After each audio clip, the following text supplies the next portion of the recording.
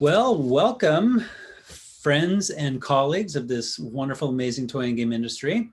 And welcome to you viewers and attendees to the D4 conference, Design Development, Discuss and Discovery. How cool is this? All associated with San Diego Comic-Con too. I gotta say, we are pretty lucky to work in such a cool space. My name is Tony Serebriany. I am the Inventor Relations and International Sales Director for the OP, also known as USAopoly. So my job is to meet with game designers from around the world where they pitch their game ideas to me. And then I help filter what games we should bring in to evaluate. And hopefully we find some that we love and we develop. And then I also help find publishers in other countries to publish some of our games. So that's my role and why I'm here today. Let's turn it over to these beautiful folks and see why they're here and who they are. Okay, I guess I'm next. So my name is Tanya Thompson, and I work for Hasbro. You might have heard of them. We are the largest game company in the world. I can say that. So yeah, I do the same thing as Tony. So I'm looking for Hasbro's next big game idea. So I meet with people from all over the world and from single people that have an idea, but they have a real day job, or people that their hustle is game invention. So so yeah, so that, and I meet with them, they pitch me ideas, and I'm like the first filter or the gateway. And I know what the teams are looking for, so I kind of put on that filter or that lens, and then bring in the ideas that I think are appropriate or a good fit, and then I pitch it into the team. Cool. I guess I'm next. Sure. I'm Damon Saddler. I'm a key lead designer for Mattel. I've been in the Mattel Games Group for about 12 years now, working on brands such as Uno, Pictionary, Whack-A-Mole, and a number of kids brands. Prior to that, I was an industrial designer for a number of years and attended Cal State University Long Beach, where I studied industrial design. Really enjoy what I'm doing. Just enjoy all things creative, and I just feel very lucky to be able to use that creativity to bring some new games out each year. Right on. And I am Eric Slauson. I'm just happy to be here. As Tanya mentioned, I'm just some guy who has a day job who likes making games. I like making party games and social games primarily, family games, theme-heavy games. And that has served me well over the past 5 years since I started designing. I've been lucky to get some games into Target and some other mass retail things, which is we're going to be talking about today. So yeah, things are going to be funneling up to Damon and Tanya and Tony. They're the people I'm constantly pitching to. So you got all the aspects of the food chain here. Well, that's a great segue, Eric. Thank you. So Tanya mentioned, we meet with individuals who are passionate gamers, but have an actual day job, as well as professional game designers and inventors, and actual design groups that actually have a whole swath of team members that design toys and games and gadgets and product, like the industrial designer background that Damon has. But what's really cool about this conference is look at this amazing group of people with such different backgrounds and touch points in the industry, and probably even leading up to this point. And we've all had some level of experience in our past playing games as well as buying games. And it's most likely that many of us had a first purchase or touch point or game purchased at the mass market. So I think all of us here really know what mass market truly means, but I think for the benefit of those watching and listening, I think it would be really good to maybe start off with a discussion and really best understand what differentiates the mass market with the specialty market and then the hobby market, because I think we all sort of touched on the fact that there are games that work really well in all of those and some that work very well in one of those specifically. So maybe Damon or Tanya, since you both have a lot of product that geared towards mass market, when you can touch on the mass market as a channel, and then maybe Eric, since you've got some experience as a gamer and you do games that go to all. Maybe you could touch on hobby, and then maybe I'll try and segue through specialty if we need to. Sure. I guess I can speak a little bit on the mass market. Typically, the games that we design for Mattel are mainly for the mass market. They have that broad appeal. They have to reach a large number of people and a diverse group of people as well. So we're trying to hit, as many people as possible with the games that we design. And so usually the rule sets are fairly easy. They're not too long. The games are very easy to learn, and they don't usually take quite a bit of time to play the game. You don't want to get bogged down too much in the rules of the game and all the different mechanics of the game. You just want to kind of start the game and begin to play and allow the fun to happen among the people that you're playing with. Almost like you could see somebody playing it and know how to play it yourself just by watching. Yeah, exactly. Yeah. Tanya, is it similar for your experience from the Hasbro side? Yeah, we're definitely trying to reach big numbers in mass market. Otherwise, it's not going to remain in mass market. And definitely kind of thinking about, like, if you think of that person in the Walmart aisle, probably not there to buy a game, might be there with kids in tow, shopping for something, and then remembers, oh my gosh, I have to get this birthday present for my, son's friend's birthday party. So they rush over to the game aisle with a cartload of kids, and then they're trying to like choose something that they think is going to be appropriate and fun, but they don't have a lot of background in terms of like all the things they're seeing on the shelf. So we have to create a package that is extremely appealing and communicates what it is. If there's any confusion, she'll just move on. We have like seconds to grab her attention. So it's really about keeping it simple, but also we definitely need, like, if you're in mass market, you could be putting a lot of marketing dollars behind your products as well. So what are we going to market? There has to be some sort of great moment, whether it's driven by the game mechanic or whether it's driven by a great mechanism, whatever it is, something that we can put a lot of, like, a whole marketing strategy behind.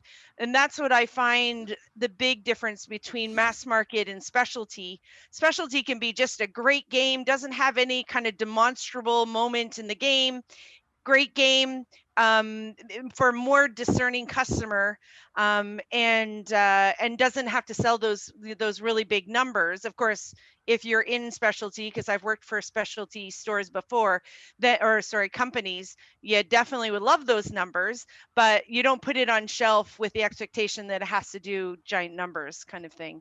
So I would say mass market, that is what it's all about, that ability to market that hook or that magical thing in the game, and then also be able to put that across to the consumer in a really straightforward, easy way so that they are attracted to it and want to pick it up and purchase it.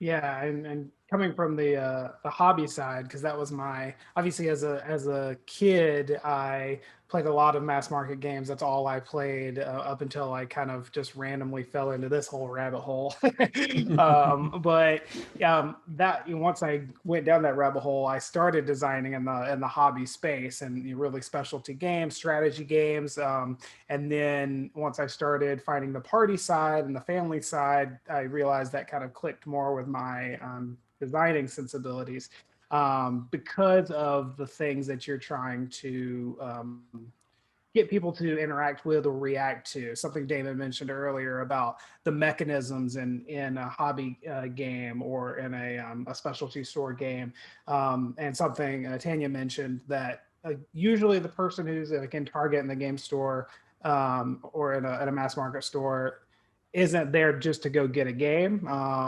It's, so it's the front of the package that's getting them, versus a board game store. You probably already know either what game you want, or you're going to like look right at the back and be like, oh, this is a deck builder. Oh, that's clever. It does, you're going to dive into what makes the game clever, or, does something with a genre, versus a mass market game is going to be, it's kind of almost like a head and a heart situation. Like it's going to grab you from the shelf, like either the cover's adorable or, like instinctively how it's supposed to be played. It's going to, make you laugh. It's going to give moments. It's going to be something you want to take a picture of, when you're done or when somebody's trying to do their turn. I don't know. It's a more, instinctive kind of reaction to a game versus a hobby game, which is generally getting more towards something you're going to want to like savor, appreciate, dig into why it's clever. I think is one of the distinctions. Not that mass market games aren't clever in what they're trying to do. It's just a level of depth and complexity, I guess. Yeah, I think one of the things that I find that helps to differentiate the different categories of retail channels is the depth or complexity of choices and agency that a player has, right? Right. So Damon talked about needing to be able to understand a game really quickly in the mass market, primarily because at the mass markets, retailers like Target and Walmart, games is one category that store is offering, right? And we're lucky when somebody chooses to go down that aisle, and even luckier when they choose to put one and maybe two items in the cart, and one as a gift and one for them. So it has to be really a really quick get just from the package, or they can trigger off some marketing that they've heard or seen. Whereas in the specialty market, it's almost like a destination, like a toy and game store. Tanya has spent some time working for a retailer up in Canada, and it's a destination.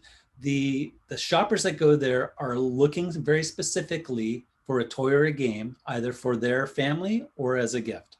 And it's toys and games. That's pretty much what they sell. Peripheral stuff too, like science kits and activity kits and construction stuff, but all around toys and games. Whereas hobby game stores or the friendly local game store, it's like, that is an active gamer who wants to be brought down that rabbit hole in either theme, story, or mechanic.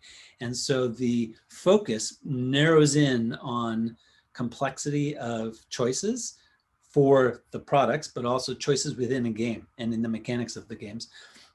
And it's not to say that hobby game stores don't carry some of the party games or games you would find at the mass market, but you won't necessarily find all the games that you see on Eric or Tanya shelves in the mass market currently, with the exception perhaps of Target, who's seen a growth over the last decade in the product offering there.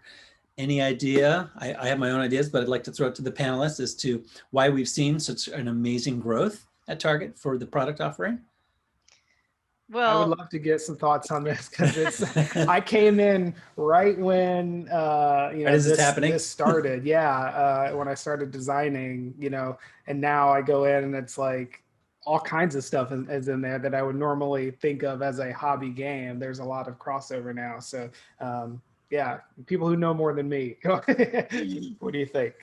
I've definitely been in the industry long enough to have seen that transition. And I can't wait to hear what you have to say, Tony, about it as well. But I attribute it mainly to the fact that they had a buyer who recognized a renaissance in board games, and in particular in the hobby market, in its growth. Is it mass market numbers? No, but it was a growth and an interest where he also was interested in. So he was able to he believed in it, and then he was able to bring in a selection, proved successful. So then they ended up just dedicating more and more and more shelf space to that type of product.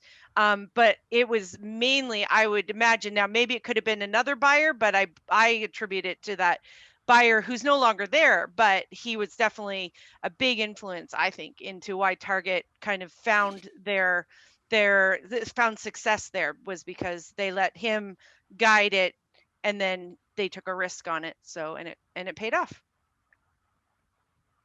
Yeah, I think those games were in hobby markets, and as they were there, the appeal started to grow for them. And I think Target was smart to realize that, hey, this can appeal to a mass market. And so because the audience was growing, it made sense to bring it into a mass market retailer like Target. And so now they are available to the masses. And so when you go down the game aisle, there's more opportunities now. There's more offerings to choose from. I think that's just great all around.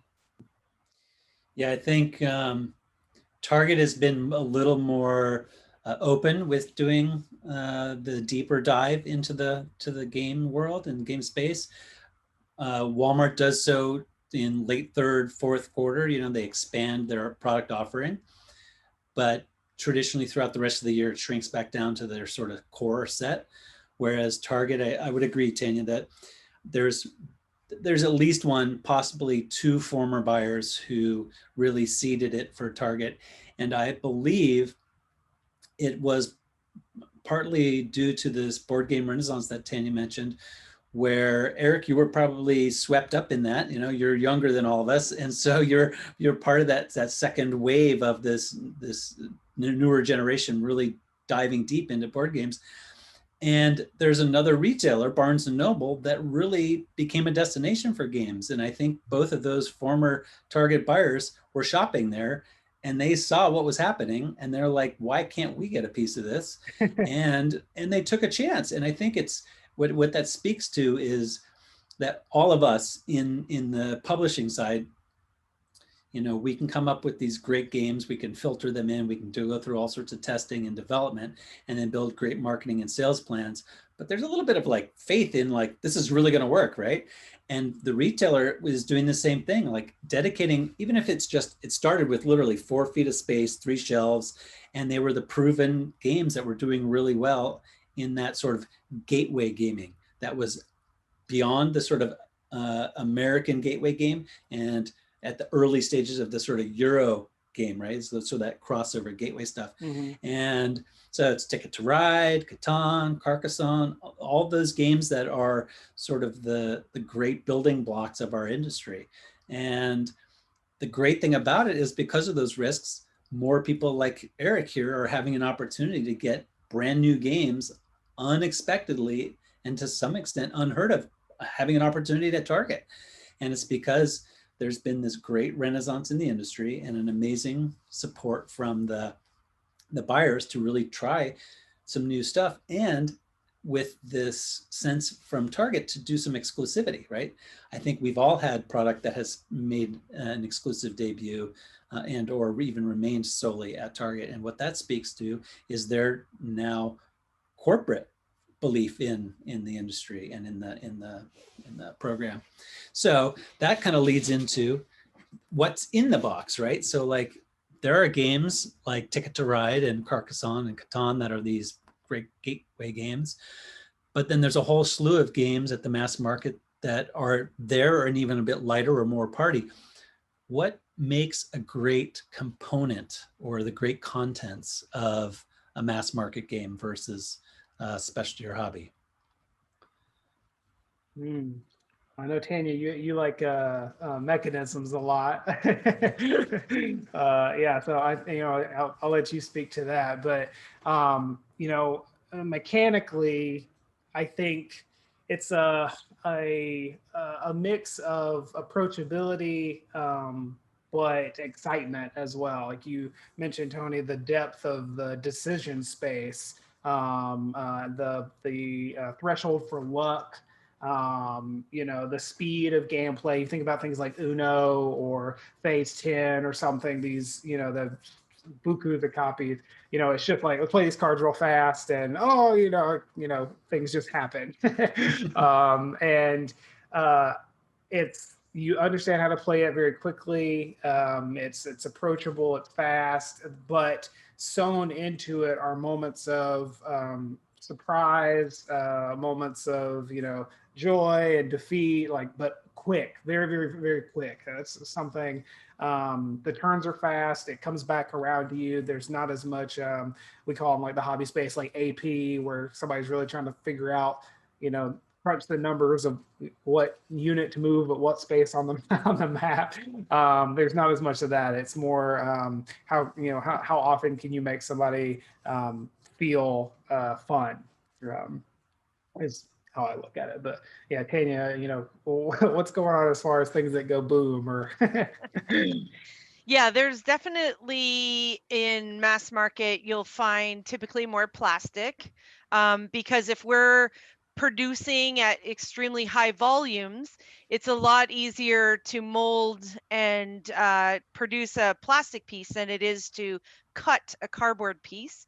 So you'll see more, certainly in the younger range, it gets very toyetic in mass market in terms of like some sort of magical toy that's based in a game that's going to drive the game and make it fun. So that is definitely what you'll see more of. The other thing is hobby market, they tend to be more like themed and story based, whereas like mass market is lighter there. So don't step in it or taboo or whatever. There isn't necessary, there's some like Clue and Game of Life and things like that that are more story, but we're talking up against hobby market where like the ones you mentioned, Tony, Carcassonne and Catan.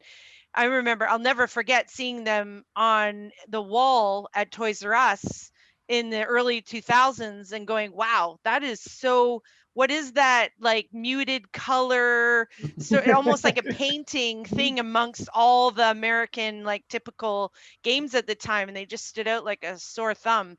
So that kind of leads to more like people believing in a story. So you have little wooden cubes that represent something. You're not going to get mass market typically to believe that a little wooden cube is a sheep or a whatever. So those componentry, wood and cardboard, are very different between the two games. Also, another very important component that is very different is, and Damon spoke about it earlier, is the rule book. So the rule book is like no holds barred to the number of pages you can have in a rule book for hobby market, whereas we're like keep it to a sheet or less, or when we put don't step in it in the market, you don't really even need a rule book. You kind of looked at it and go, I think I know what to do. So that is yeah, exactly. So yeah, I think the component depends again on the type of game that you're designing, whether it's a kid's game, whether it's a party game. I think Tanya spoke on the fact you have those magic moments or TV moments. That's what we're looking for when we design like a kid's game. What's going to be that thing that stands out in the TV commercial? That's going to be the front of the packaging. We had a game a couple years ago, Flesh and Frenzy, where it was a toilet basically, and you had poop popping from a toilet and kids grabbing it. That's just exciting to see. Kids really enjoy that, and it's that moment where something surprising is going to happen. You have something like an Uno attack where it's Uno, but there's that magic moment when the cards are shooting out that machine, and that's just exciting to see. We had another one, Gas Out. Nothing physical happened, but just the sound of when you press this little guy Guster, you didn't want him to pass gas on your turn, and when you did, that was the magic moment. So I think the components in whatever game you design should have that magic moment, should create some excitement. In a party game, it can be something like Pictionary where you're screaming out what it is that the person is drawing. That's what you're trying to capture in any game that you design. I think one of the games you had mentioned earlier that you work on, Damon, is Pictionary. And there's an amazing Pictionary product out now, the Pictionary Air, and it's got that digital pen and Bluetooth pen, and you're interacting with a game in a unique and fun way. Mm-hmm.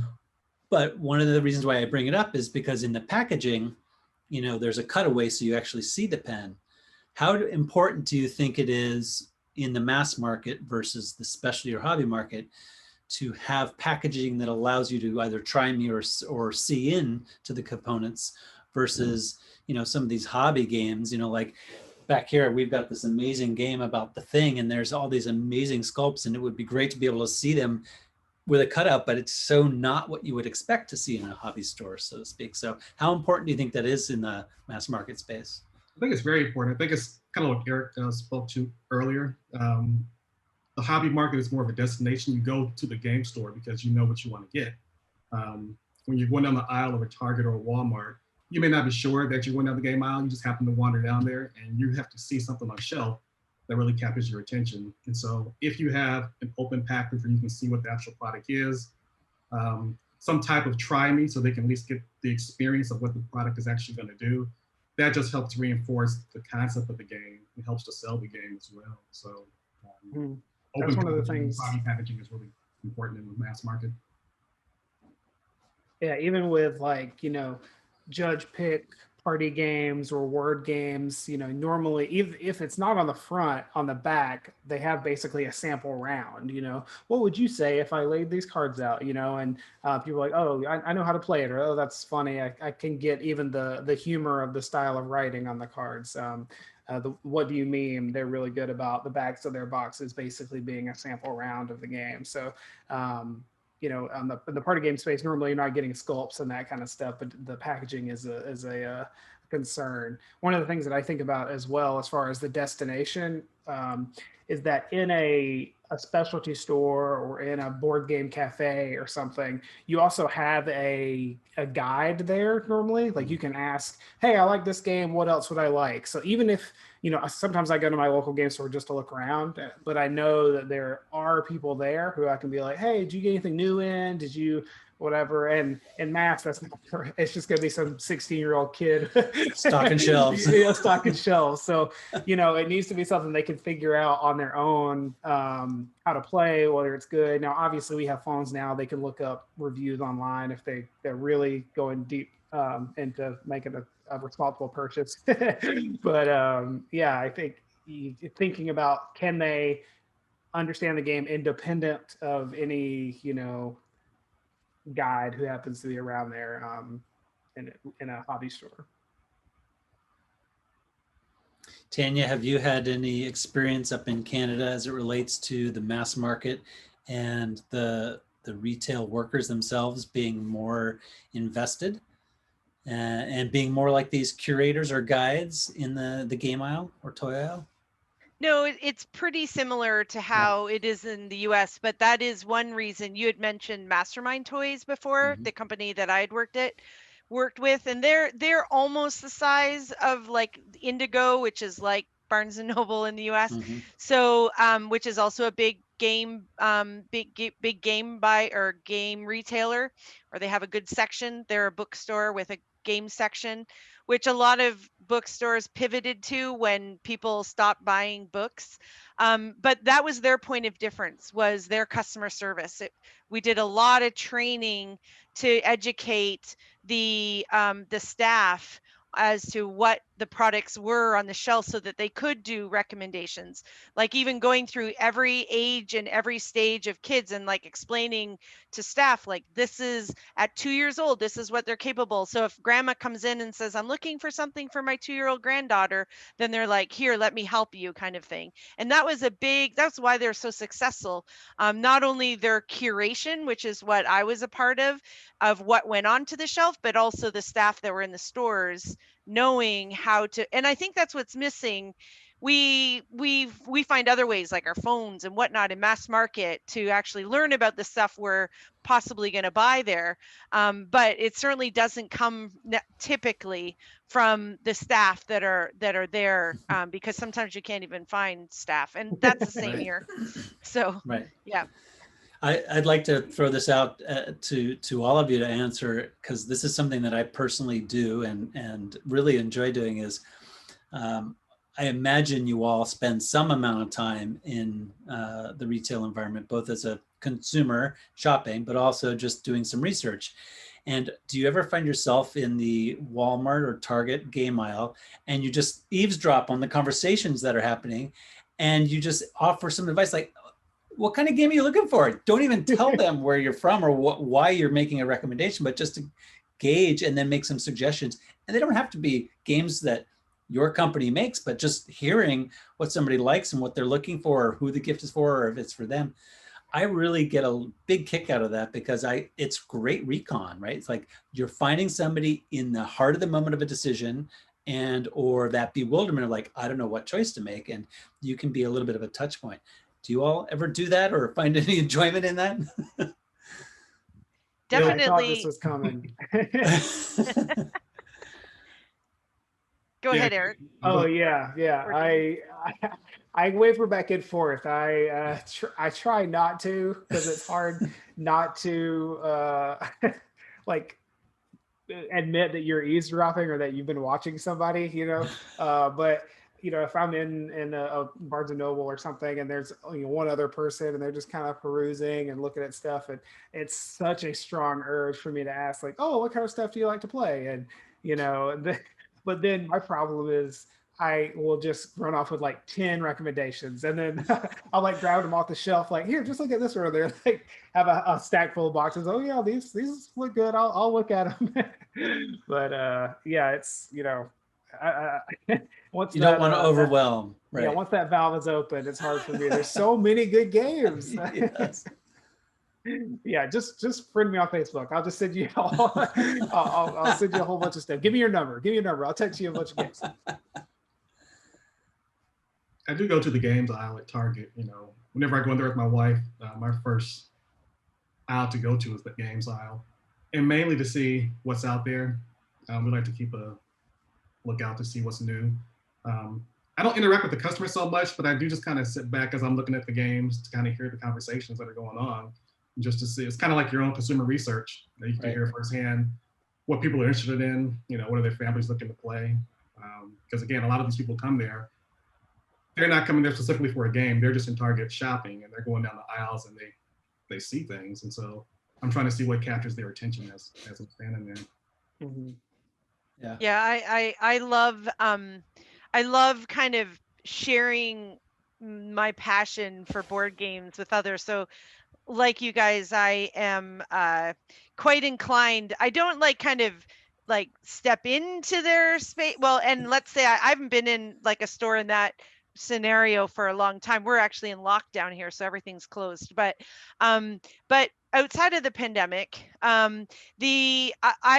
love if someone's like, oh, I don't know, like they're holding, let's say, Ticket to Ride or something, and they're like, I don't know, is this good? Do you think it's good? And it's like, oh, I gotta step in, like kind of thing. So I'll be like, it's a great game, and then like Eric, it's like, I'll give you this, and this, and I'm also one where I love going to a new group of people and picking a game for us all to play, especially if it's like, you know them from the gym, and then suddenly we're doing a game night, and the personalities, but it's not like you're besties yet, and then and you're playing. But I love kind of reading the room and going like, okay, now is not the time for Power Grid.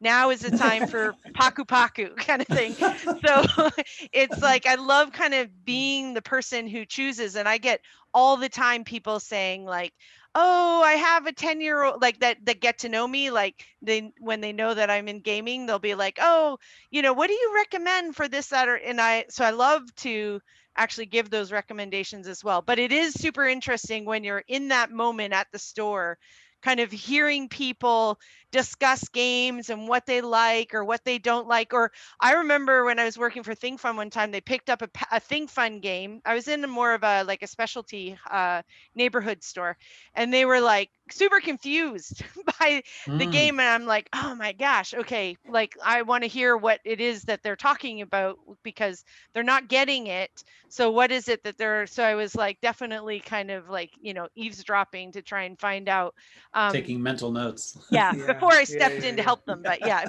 making mental notes. So yeah. Yeah, I think it's similar. I used to work at a movie theater throughout high school and college, and you'd be working the ticket booth, and somebody would be like, "Is this movie good?" Or like, "What should I think?" You're like, "Don't go to that one. Don't go to that one. Don't go to that one. You want this movie." So you have that sense of personal responsibility when someone's like, "Oh, this is going to be too hard." You're like, "No, it's really easy." Yeah. Well, that whole idea of it's too hard, talking about the rules, right? I think rules is such an amazing component that oftentimes ends up being the last thing done. as a final production piece, right? Because you want to iron everything out on the game componentry and making sure that all the steps in the gameplay and development and testing are right. So then you can then transcribe it into the sheet. And I think Damon mentions, like, you got to make it as simple as possible, a one pager if possible. It's so true. There's oftentimes the joking, can you make board game rules like an IKEA instruction booklet, right? So it's just pictures. I think one of the games that comes the closest is probably Don't Step in It, because you just look at the picture on the box, someone's blindfolded and going through landmines, right? It's like, you get it, no problem.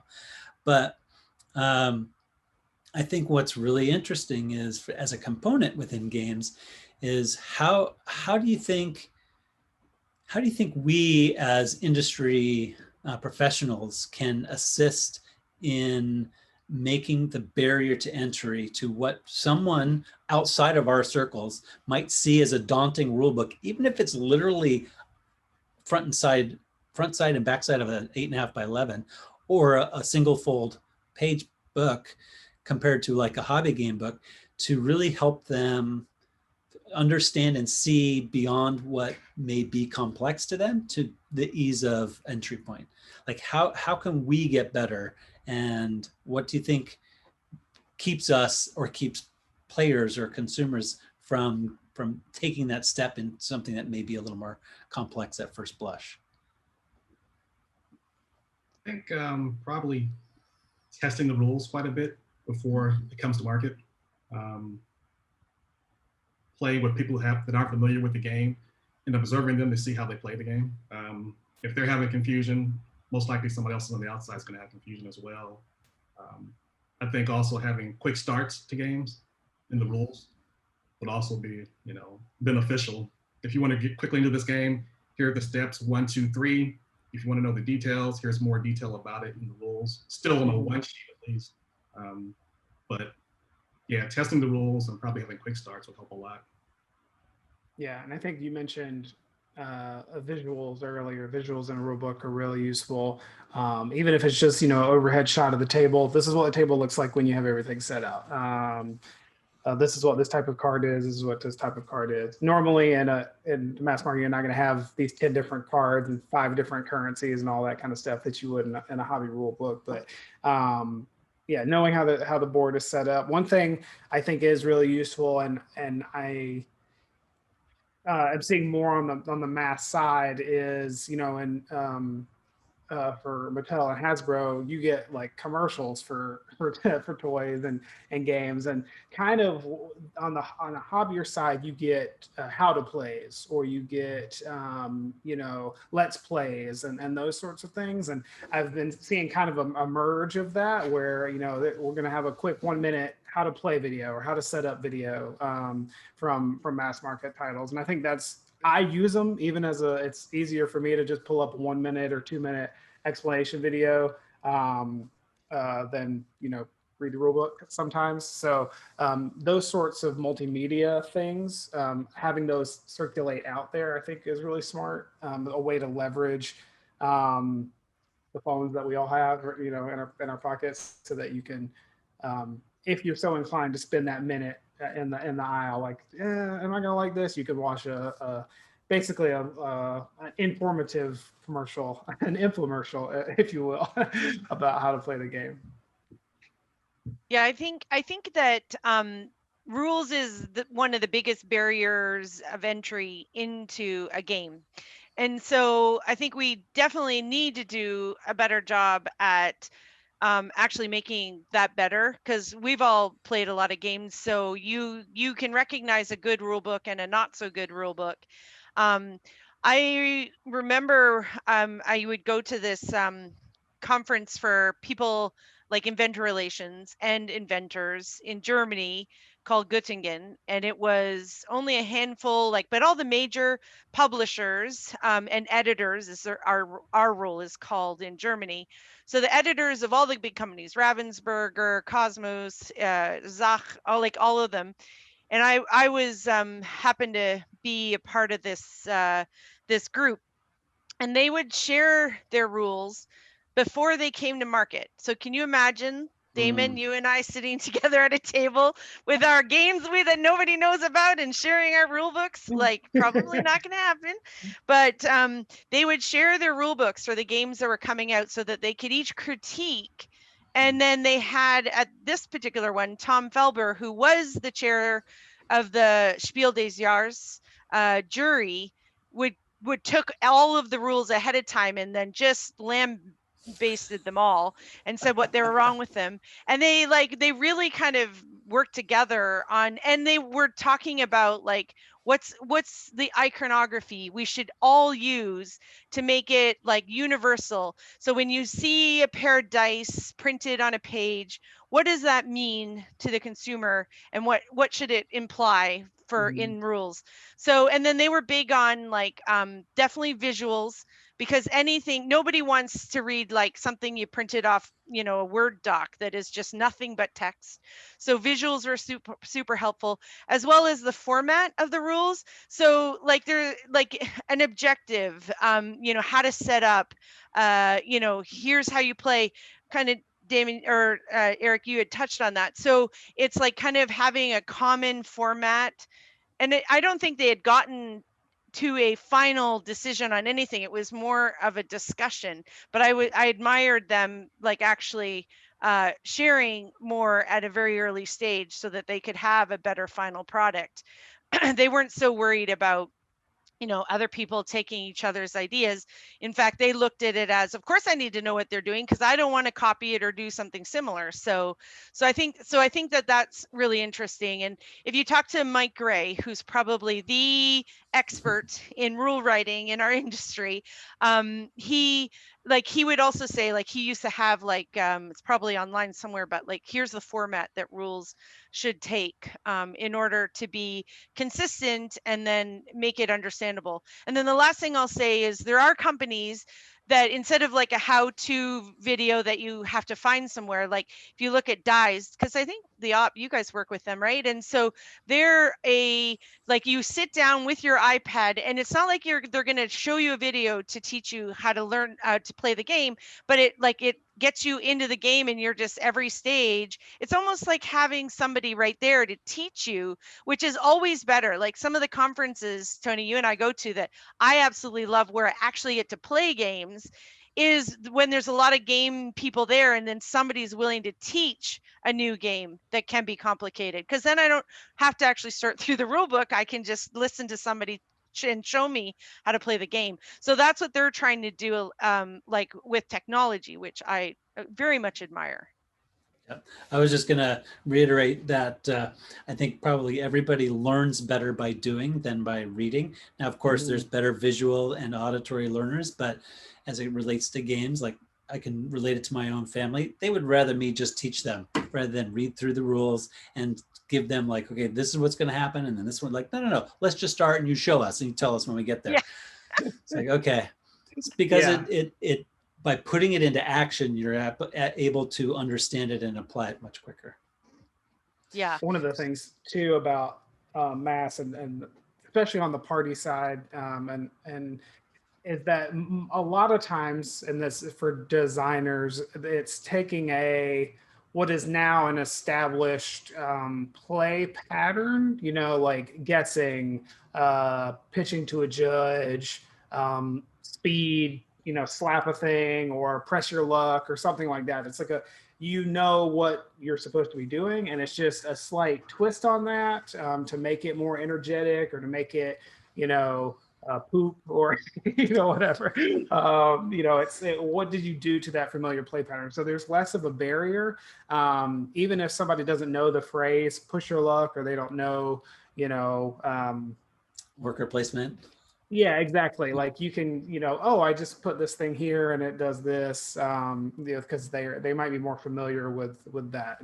Especially Pictionary. There's so many versions now. Pictionary Air and all the different offshoots of it. Even the card game where you're putting the icons together. Like we know what we're supposed to be doing at this point. We get Pictionary, so it's how do you iterate on that? How do you innovate in that space? Is especially important in the pretty space as a designer. Yeah, and then there's a tipping point because like a voting mechanic, which came in, one could argue where it came in, apples to apples, Cards Against Humanity, wherever. Obviously very much proven successes. Now for us, we're like, you need to show me something other than a voting mechanic because there's just the market's flooded. And I Right. think the same goes with, although I think poop will always sell, but there was definitely poop was trending when we launched Don't Step in It. Yep. And we didn't know that poop was going to be a thing, but then it turned out it was. I don't think anybody can predict the trend before it actually happens. But we based on it because it was in a category which was a very young age, and poop was very humorous to those kids. So we were looking for humor, and then so that's where we went. But then now you can't really like poop. I guess I always tell my inventors, like, I'll always see your poop games. Like, let's be clear, because it is a humor subject for that age group. But at one point, you can get too much water penalties. You can get too much voting mechanics. You can, so it's when something like in hobby where code names comes along, and it's like, ooh, that's completely different. That's when we all get excited when we see that. Yeah. So this is probably a good point to segue to sort of some closing and wrap up. So I just got a couple quick, maybe not quite rapid fire, but some quick questions to ask each of you. What are some of the games that you can remember playing as a kid, and what kind of store did those come from? Tanya, I'll start with you. Ooh, I definitely remember Clue. So that would have been mass market. I also remember Stop Thief. We played a lot of Stop Thief. Loved that game, and I think we were also enamored by the once the very like cool electronic unit. So for me, it was definitely more mass market. But I'm old, so I don't think there was like hobby market stores or little neighborhood like game stores like there is now, kind of thing when I was growing up. How about you, Damon? I think we played Life quite a bit, my brother and sister and I, which is always fun. Yay. Always loved Battleship and Perfection. Perfection just had that tension to it. Yeah. The action, and it was a fun and exciting emotion to have, even though, sometimes you got it, sometimes you didn't. But I think that translates now to when I'm designing games, what's that emotion I'm trying to get the user to have? And so when I think back to my childhood and those games that I played, I try to bring those emotions out of the games that I designed, so that, when you play a Uno attack or whatever, there's that tension building moment, and there's that fun that you want the kids to experience, that you want even the adults to experience too as they're playing the game. Mm-hmm. Yeah, I was big into Scrabble, big Scrabble kid, Uno, like I mentioned, Phase 10 earlier, Rummikub, really into Rummikub.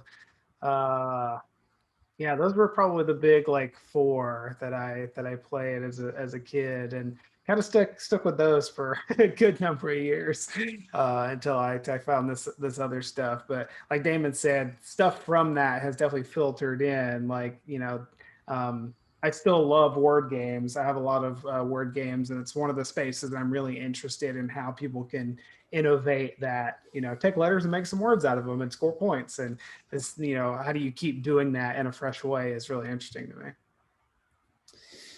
So for me, it would be a mix between some very classic traditional board games like Bonkers and Payday and Monopoly, and then some a little bit alternate classic. Stop Thief was one of them, Can't Stop, and Mastermind. Like those were some of the early days. But this is going to now segue into the second half of this question is, can you remember what the first non-traditional or more hobby style game was, and when in your life that was? For me, I was 10. I had a good friend whose dad was a total gamer. Like we're talking the kind of gamer that Mike Gray probably was, and Richard Borges, right? Like you cut out all your little chits and you have the big map, and it's a war game scenario, and you set it up on a really large table. So I didn't ever play those games because honestly, it was just like, it was way too daunting, way too much. My friend Kevin probably did. But more importantly, because his dad was a gamer, in the 70s, we got introduced to D&D. And that was just like, wow, it's a whole different world, whole different world. So what about the more complex or especially hobby games? When were you introduced and what was the game? I feel bad because I didn't get introduced until I was older. And almost when I came to Mattel, actually. Prior to Mattel, I was playing mostly mass market games. Yeah. When I came on board, in order to learn the mechanics of games, you know, the first few weeks was just, we had a library of games, a lot of hobby and specialty games, and I just played them. And so I was playing Ticket to Ride, I was playing Keltis, I was playing Pandemic and Raw, and started to develop an appetite there for those type of games. And those mechanics, you know, you learn them, and then they help you to develop the products that you're working on. It's just a nice segue to try and incorporate those into a mass market game. Not too much, but you know, enough where the mass market will have a feel for it. Yeah. Mm-hmm.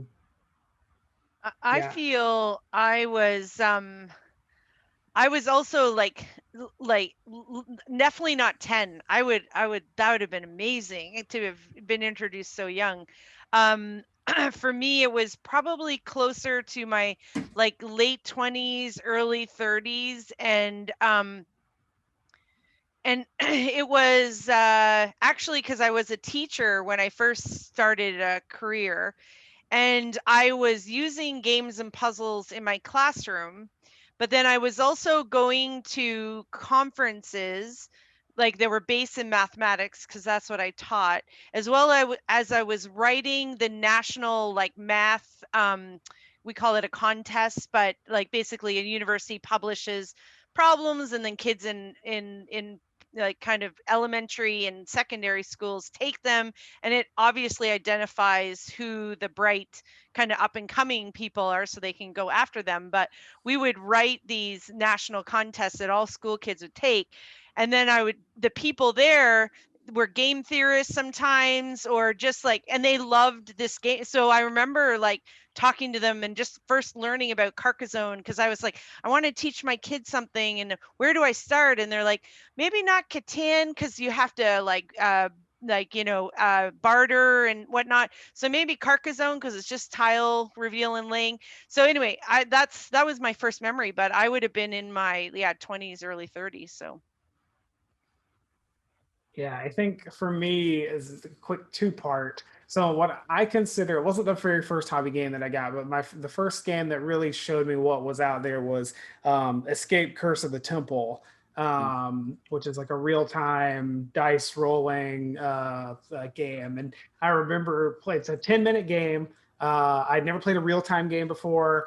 And I remember at the end being sweaty, like, and we lost the first time. And it was the first time like, we have to do that. Let's do it again. Let's play it again. And the soundtrack, like a game with a soundtrack and a whole other peripheral, it just, it was definitely a gateway drug experience for me. But I was, as a kid and as a teenager, definitely more in the video game space, and a lot of the things that I was drawn to in that space were things on the innovative or the weird side. So things like Donkey Kong Jungle Beat, which is you play with bongos, or DDR stuff, like even now that it's coming out, like Drop Mix, stuff like that. Like I've always been really drawn to like innovation and weird experiences. So it's why I've got stuff like Nyctophobia, or really like very specific games. I still am drawn to. It's one of the things I love about the hobby space, that you can get way deep into the weird, very specific themes and experiences. Yeah. So this has been a great conversation. I'd love to keep talking to you all, and I hope that as the marketplaces begin to open up, we will get to cross paths and play some games together. So in closing, if you guys want to share a little bit about how people can find out more about you and or your companies, if you want to drop some places they can find you, Facebook, Instagram, all that kind of stuff, feel free to, and then we'll wrap it up. Sure. I am, you can hit me up on Twitter. I'm at Slauson Designs, SLAUSON. You can check out all my games online. Usually it's your friendly local game store as well. And just reach out, ask me questions. I'm pretty available. So if you're looking to submit a concept to Hasbro, we have a portal in which you can do that. It's called spark.hasbro.com, and you can kind of go through the process there and submit your idea. And then otherwise, it might be where we'll meet at a Mojo Nation or Shy Tag or Gen Con, but we have to wait for those ones to actually start. I guess there's virtual, but if it's in person, it's a little bit tricky to I always say to like connect, because I'm one person, now two on my team that's servicing the whole games business, so I can't possibly necessarily meet with every single one. So the portal is great for that. And you can try and link to me on, say, LinkedIn, but it's not something, I just get so many inquiries there that it's probably better to go through our portal or meet me at an event. For Mattel, you can reach us at mattelgames.com. If you have ideas that you want to submit to the company, we also have a portal. It's mymattelideas.com. And we're also on social at Mattel and at Uno. I don't know. Celebrating 50 years this year. We are. Yeah, Oh, it's a cool. great product out this year. Yeah. So again, my name's Tony. I'm with The Op. You can find us on Facebook, Twitter, Instagram, all of that at The Op or The Op Games. We are also the op.games online. Stay tuned and find out and hear about more of our upcoming stuff with our newsletters and such there. Thank you all very much for playing with us today and hanging out with us and chatting. We look forward to getting to see all of you who are attending at some of the fairs down the road. And if you see us at a game convention, feel free to stop us and say hi. Pleasure to see everybody. Thank you. Thank you. Bye. Bye-bye. Yeah.